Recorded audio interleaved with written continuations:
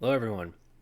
In this 40k video, we'll be showcasing and going over my Black Templars army list on New Recruit that I used to play on a Tabletop Simulator.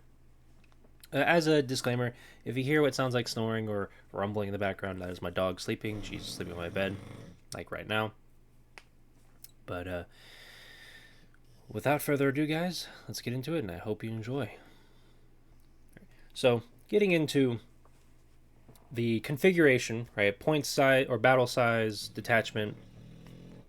So it's a 2,000 point list, like with the Chaos Space Marine Army. And when it comes down to detachment, similar to the Chaos Space Marine Army list, it is a detachment. It's more detachment agnostic, but I do take it more into consideration here. I'll go into further detail after going through the full roster as to why I've chosen Wrathful Procession as a detachment rather than like Gladius or Stormlance.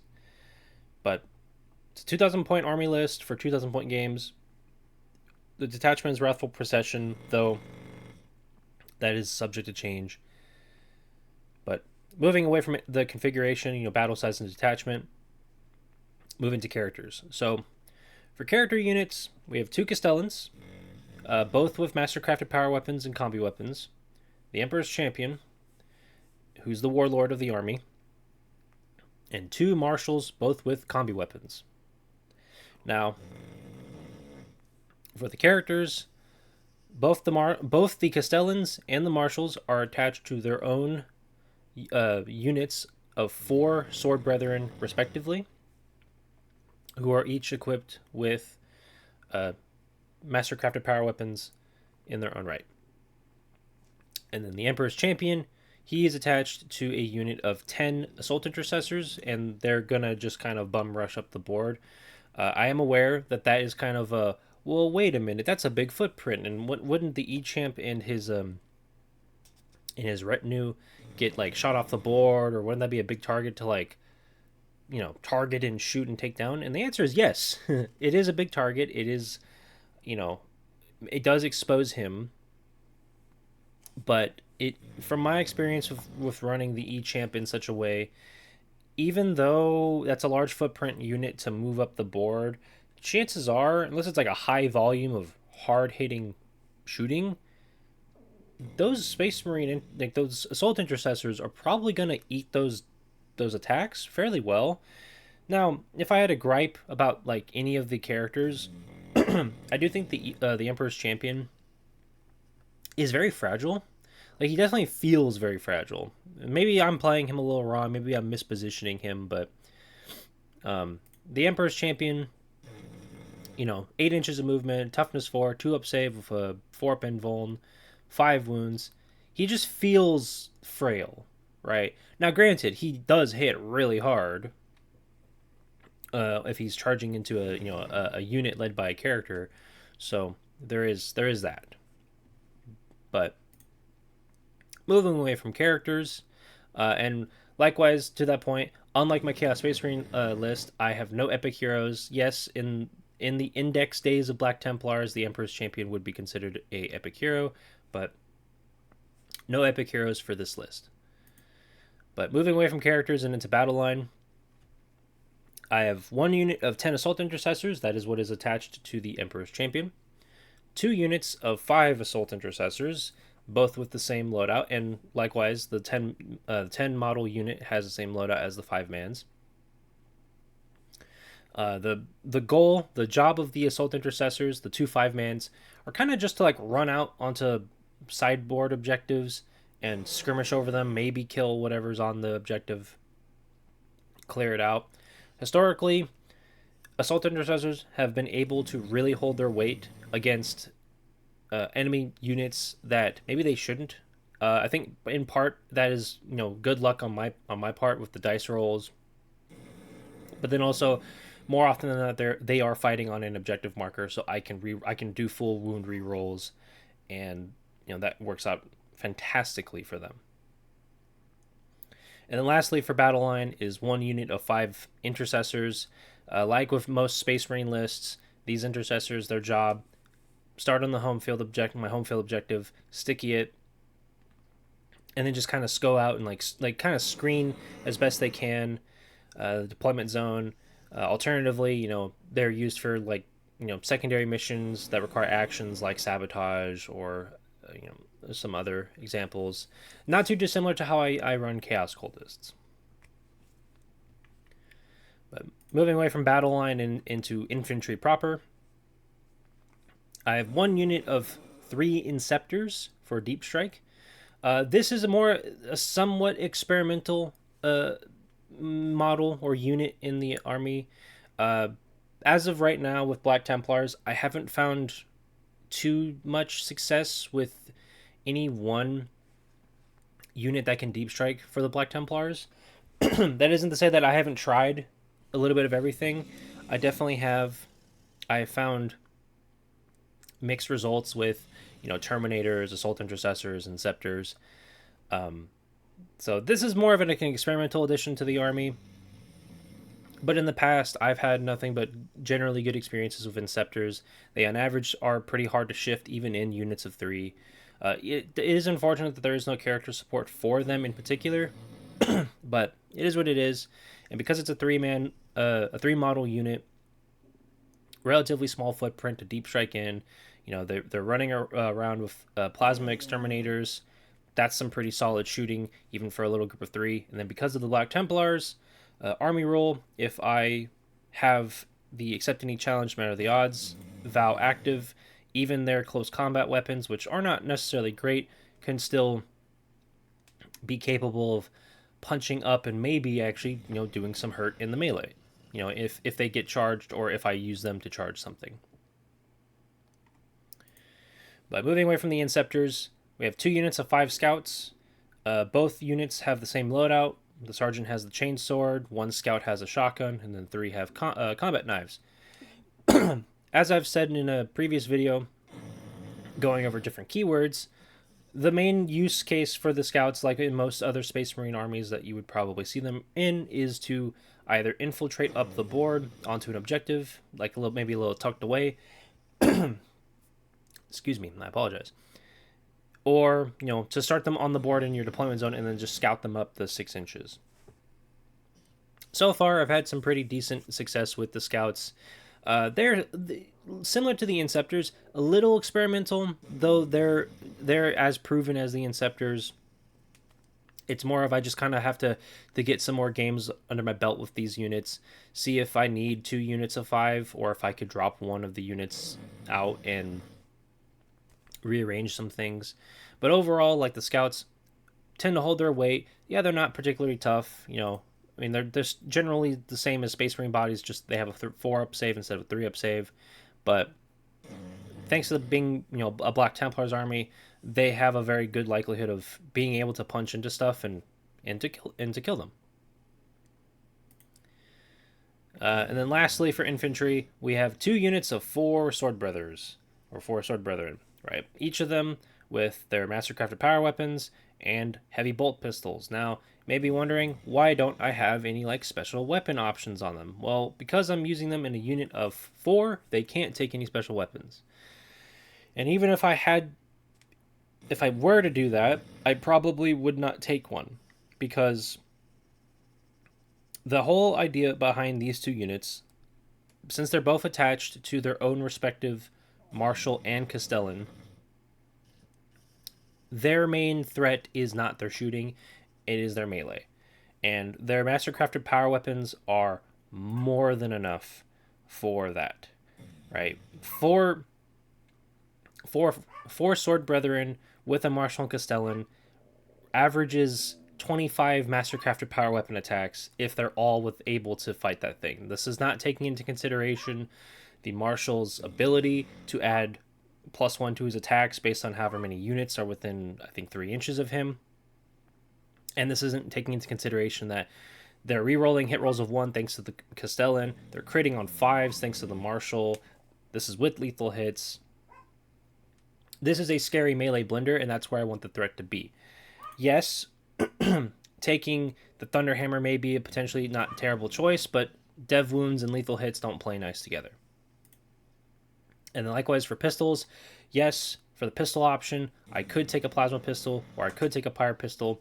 In my experience with the Sword Brethren, their shooting is whatever. Like, if they happen to wound or hit something, cool, great, awesome. That's not why I have them on the board. And then, as I said before in the previous video, going over my Chaos Space Marine list, I don't like Twin Lightning Claws.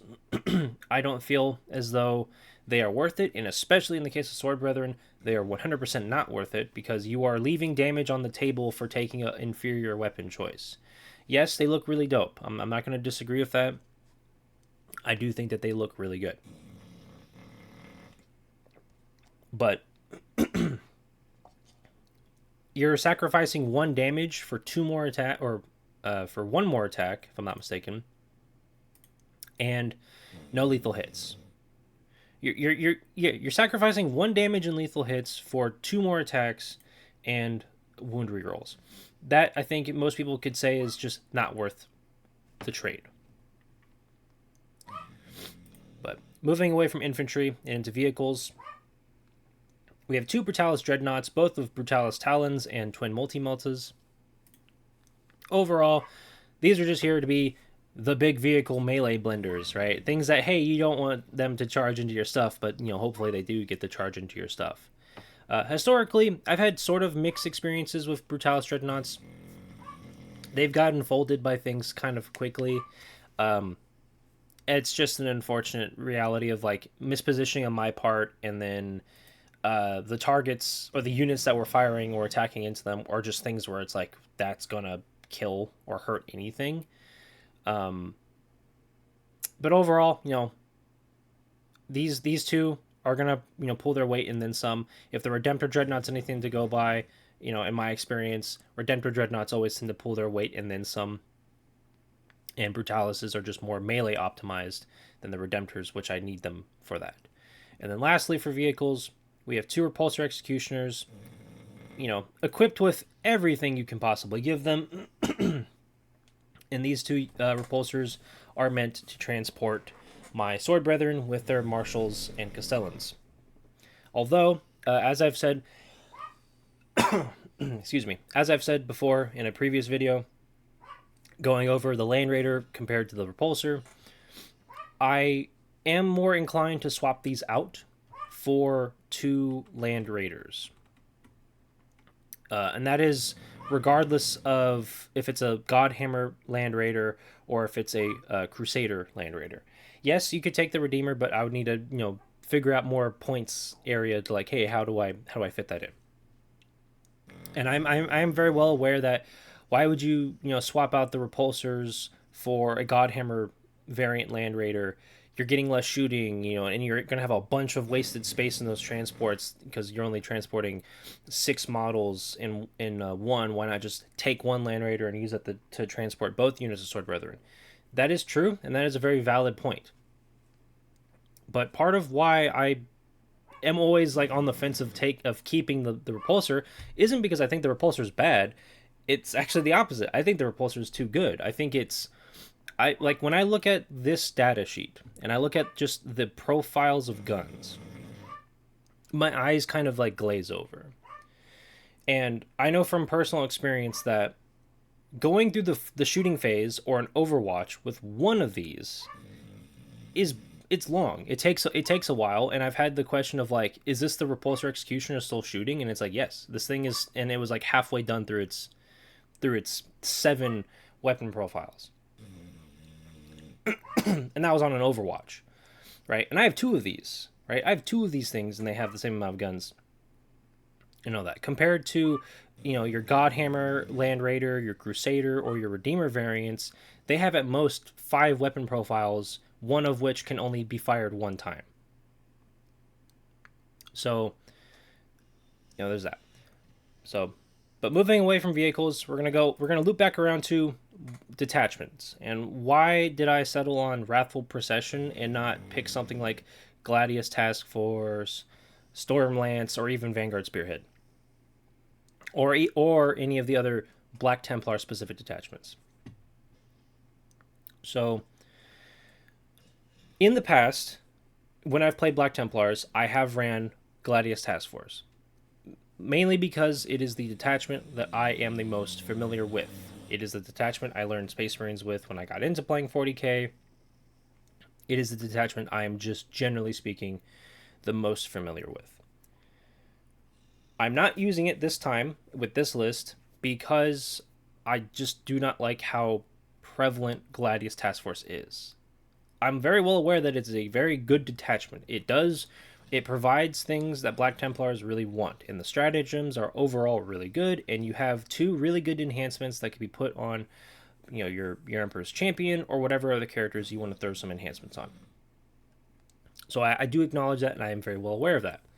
But that's part of why I don't like Gladius. I don't like it for Black Templars because it's like the overwhelmingly like, I guess you say, best option, right? That's, this isn't even taking into consideration tournament play with, higher end top tier players. Now, okay, why Wrathful then? Why did I go down to Wrathful? Well, number one of Wrathful, I ended up choosing it for this mainly due to I think it's nice and versatile. Yes, the +1 to strength of for your melee weapons is nice.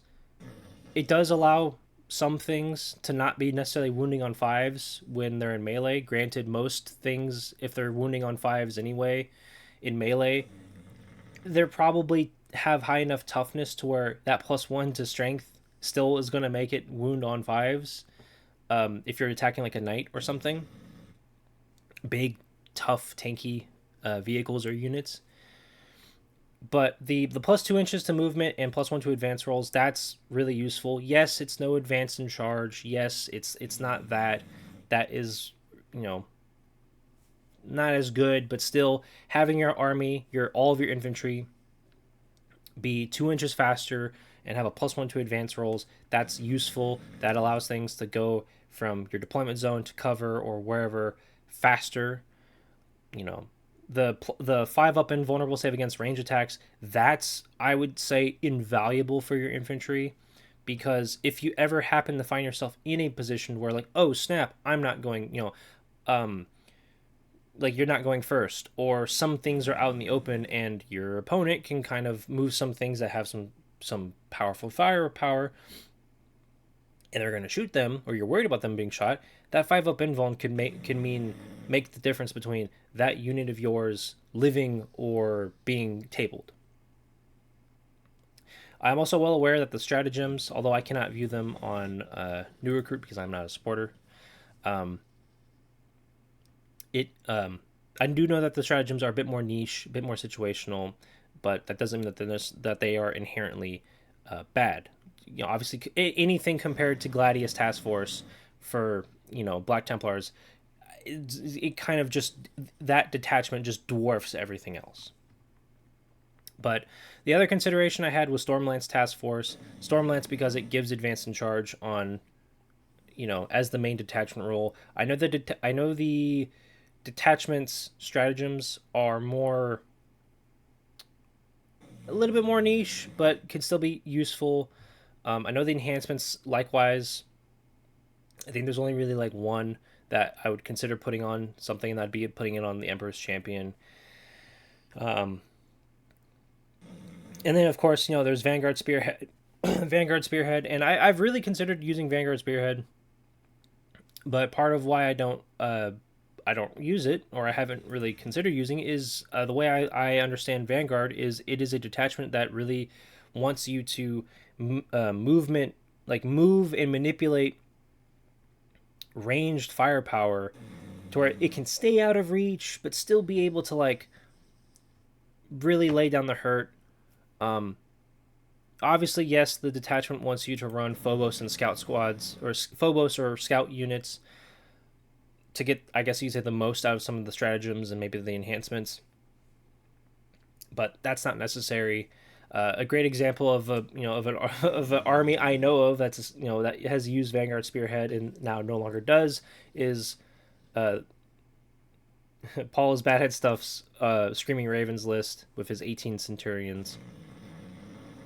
And maybe his army isn't necessarily the best example to look at for like, oh, Vanguard Spearhead and what it can do, but it's done enough to outline, okay, this is maybe what you'd want to use it for, and at least as best as I understand it, that wouldn't help the Black Templars very well, and potentially it wouldn't really help this list in particular.